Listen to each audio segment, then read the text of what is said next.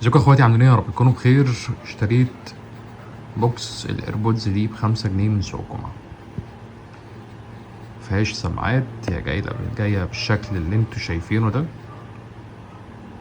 طبعا انا عندي سماعات، هحاول ان انا اشغلها على البوكس، بس اهم حاجة ان احنا نديلها تنظيف الاول قبل ما نعمل اي حاجة.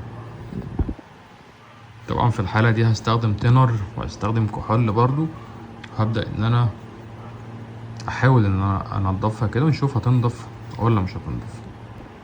ازيكم يا اخواتي، عاملين ايه؟ يا رب تكونوا بخير.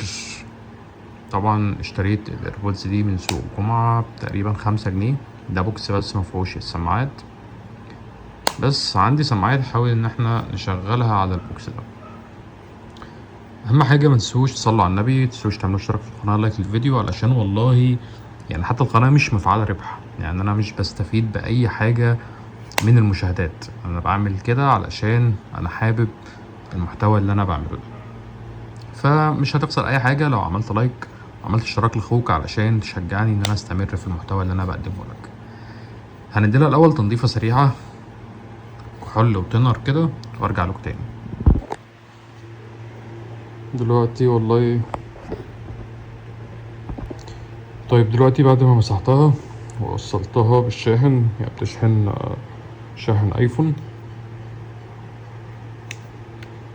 حتى لقيت السماعتين، بس السماعتين اللي عندي مش حاسسهم راكبين على بحسهم بيطلعوا كده، مش عارف ليه، بس هي باينة عندي ان هي بتشحن.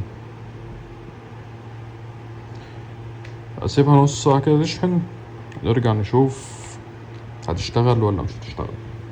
بس اظن ان السماعات مش هتشحن لان السماعات بتفوق جوه، فحاول ان انا اوفر لها سماعتين نكون جايبينهم من سوق الجمعة برضو، ونشوف هل هيشتغلوا ولا مش هيشتغلوا.